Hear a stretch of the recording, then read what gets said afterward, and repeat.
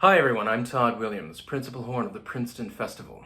I've been associated with the festival for nearly 15 years now, and every year I've helped to bring you live music in Princeton. However, this year things are a bit different. So, with that, I offer you my warmest greetings from my home in Philadelphia. I'm definitely sad not to be in Princeton this year. Every year, I'm just astounded at the level of artistry that's displayed at the festival, the level of commitment and dedication it takes to bring some of these productions to life is just inspiring. I'll definitely miss the music we make, the art that we create, the collaborative process, the real exchange of ideas among the performers. That process is soul quenching to artists, and it's sorely missed right now. I'd also like to take this opportunity to thank Maestro Tanyuk and the festival for the overall artistic vision. I confess, one of the greatest pulls of the festival for me has always been the wide range of repertoire that we've performed. Now, I've spent the majority of my time performing in the opera orchestra, but I've also performed in the Baroque orchestra. And actually, many years ago, I performed in the pit for a musical theater production. But aside from just the repertoire, I greatly appreciate the acknowledgement and the encouragement of the historically informed performance aspect of the music making process. The period instrument movement is showing time and time again when you perform music on the instrument for which the music was written, the added level of character to the overall production is palpable. Years ago, we had the opportunity to perform a Baroque opera on Baroque instruments. We performed Handel's Ariodante, where I used this horn. This is actually a copy of a horn found in Vienna around 1720. I also used this horn for the Baroque Orchestra concert last year, where we performed music by Lully, Zelenka, Corelli, Vivaldi, and the encore was by Handel, a bit from his water music. In fact, let me play some of that right now for you on this horn to give you an idea what it sounds like.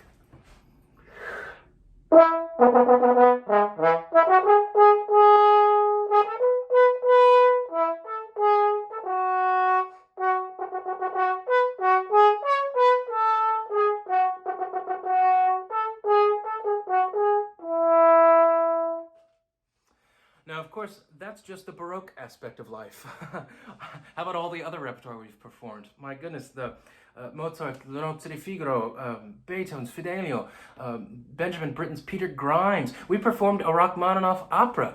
When's the last time you heard a Rachmaninoff opera at a summer music festival? And my goodness, there's so much more. Porgy and Bess, Flying Dutchman, Carmen, and of course the last opera that I performed was actually Puccini's Madame Butterfly using this horn.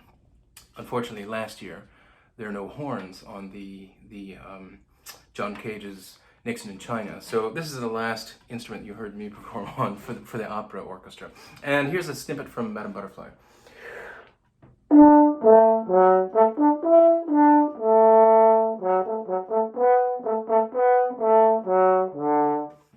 Actually, that bit has a mute in it.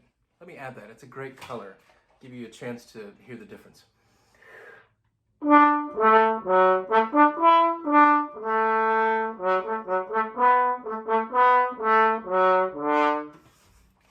But of all the horns that I perform on regularly these days, probably the one I use the most is this horn. It's sort of in the middle. This is a copy of a horn found in Paris around 1810. Forgive me. For those of you who may not be aware, I have the distinct privilege of being the natural horn instructor at the Juilliard School. At the Juilliard School, not only do I teach the difference between a Baroque horn, a classical horn, early Romantic horn, I teach general playing characteristics as well as stylized differences for the different time periods. For example, the Baroque horn is played with the bell up in the air in a very hunting fashion, whereas this horn, around the middle of the 18th century, horn players figured out, if you place your hand inside the bell, you can achieve more notes.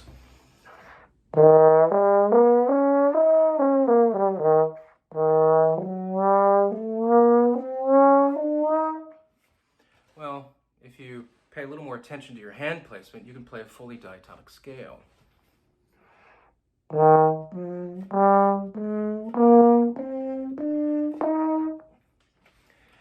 place your hand slightly farther inside the bell and pay close attention to intonation, you can actually achieve a fully chromatic scale.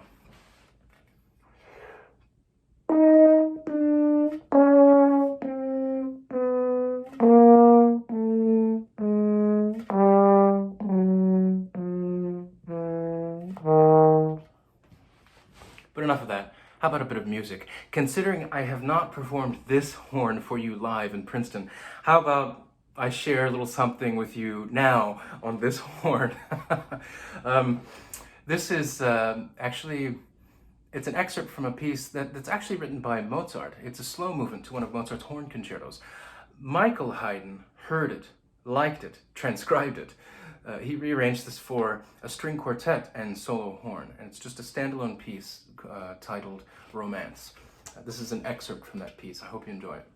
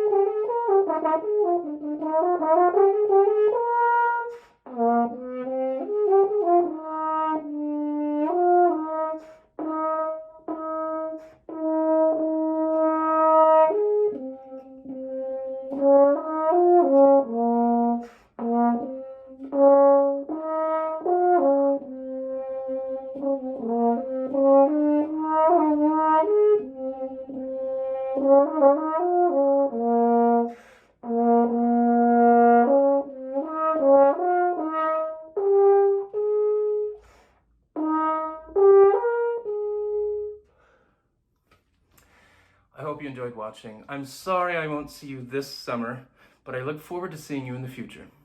Stay safe, stay healthy. Bye-bye.